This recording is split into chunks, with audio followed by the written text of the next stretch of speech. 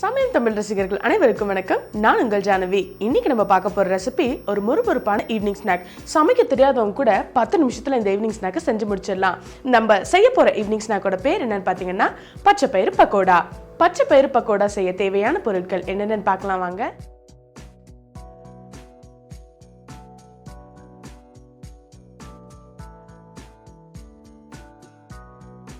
பச்சை பயிறு பக்கோடே தேவையான பொருட்கள்: ஒரு கப் பச்சை பயிறு வேக வைத்தது,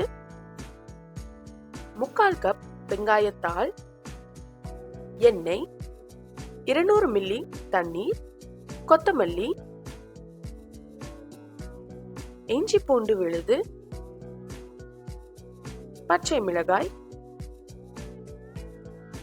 உப்பு, பெருங்காயத்தூள், மல்லி ஒரு தேக்கரண்டி, மிளகாய் பொடி ஒரு தேக்கரண்டி. முதல்ல பச்சை பயிரை இந்த மாதிரி உடைச்சு எடுத்துக்கோங்க. இந்த மாதிரி ஒரு பவுல்ல போட்டு தேவையான அளவு தண்ணி சேர்த்துக்கங்க. நல்லா அலசிக்கங்க. அலசி கொஞ்ச நேரம் ஊற வைங்க. இப்போ ஊற வச்சாச்சு. தண்ணி சேர்த்ததுக்கு அப்புறமா ஒரு மிக்ஸி ஜார்ல ஊற வச்ச பச்சை பயிரை போட்டுக்கோங்க. பச்சை மிளகாய், அடுத்து இஞ்சி பூண்டு விழுத சேர்த்துக்கங்க. இந்த மாதிரி நல்லா அரைச்சுக்கோங்க.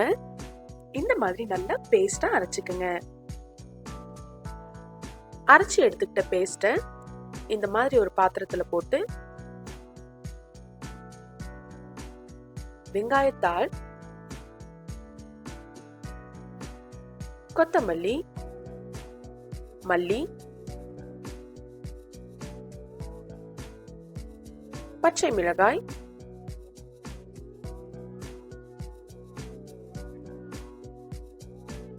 மிளகாத்தூள், உப்பு, கொஞ்சமா எண்ணெய், இதெல்லாத்தையும் சேர்த்து நல்லா கலந்துக்கங்க. கலக்கும் போது நீங்க தண்ணி சேர்த்துக்கணும்ன்ற அவசியம் இல்லை. இப்போ அடுத்து இந்த மாதிரி ஒரு பாத்திரத்துல தேவையான அளவு எண்ணெய் ஊத்தி எண்ணெய் காயற வரையும் வெயிட் பண்ணுங்க.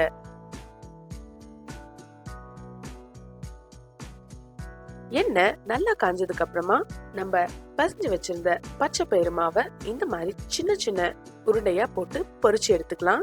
ரொம்ப பக்கம் பக்கம் போட்டீங்கன்னா நம்ம பிரிச்சு எடுக்கிறதுக்கு ரொம்ப கஷ்டமா இருக்கும். அதனால கொஞ்சம் தள்ளி தள்ளி போட்டுக்கோங்க. பக்கோடா முன்னாடியும் பின்னாடியும் வேகிற மாதிரி நல்லா இந்த மாதிரி திருப்பிக்கோங்க. அடுப்பை சிம்ல வச்சு ரொம்ப நேரம் வெந்து நல்ல பொன் நிறமானதுக்கு அப்புறமா இந்த மாதிரி எடுத்து ஒரு தட்டுல பரிமாறுங்க. டீக்கு ஒரு பெஸ்ட் காம்பினேஷனா இது இருக்கும். ஈவினிங் டைம்ல ஆபீஸ் போயிட்டு வந்து நீங்க ஈஸியா இதை செஞ்சு சாப்பிடலாம்.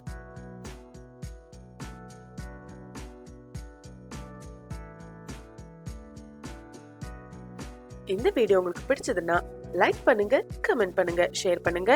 மறக்காம சமயம் தமிழுக்கு சப்ஸ்கிரைப் பண்ணுங்க. மீண்டும் ஒரு வித்தியாசமான ரெசிபியோடு உங்களை வந்து சந்திக்கிறேன்.